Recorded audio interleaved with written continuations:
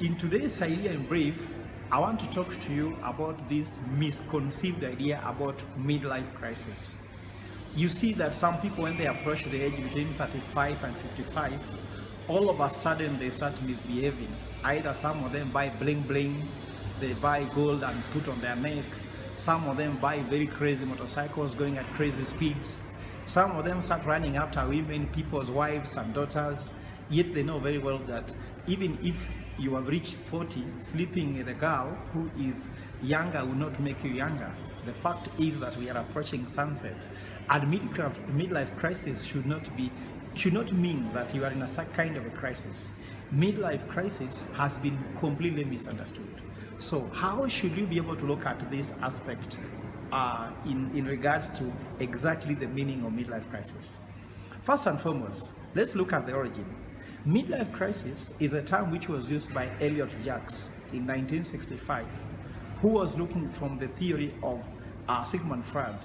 Of course, Sigmund Freud had disciples like Carl Jung, who came up with an idea that midlife crisis is that time when you transition. As a boy, you transition to be a man, and as a girl, you transition to be a woman. So the transition was more or less of becoming somebody who is mature and adult. But if you use that to mean that now you start misbehaving, I'm sure somebody who is reckless and not taking care of his life does not really show that they are transitioning from a girl to a woman, does not transition from a boy to a man. And that's why I want to talk to you about this midlife crisis of what you need to do.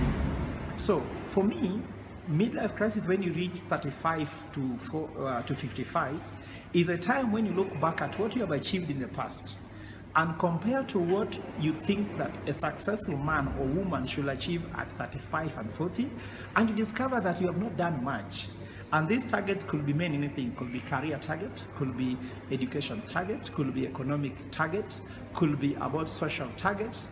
And that's why people regret when they reach here and they discover, actually, I've not achieved what I need to achieve, and there's a gap that I need to address. So that gap brings a crisis. So according to me, instead of going into reckless behaviors, what you need to do is to look for a way on which you can set goals again, clear, and fast track them.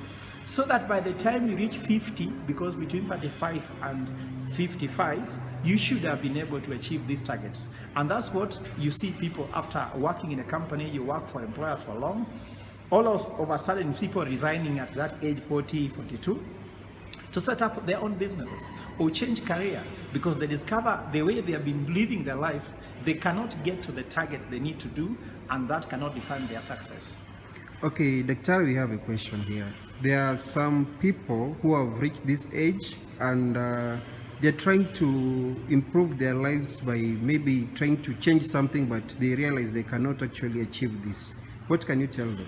Oh yeah, I know. There's those kind of people that when they try, then they enter in a crisis because they want to achieve much, but they can't achieve it. So they enter in a crisis by starting to drink alcohol or misbehave.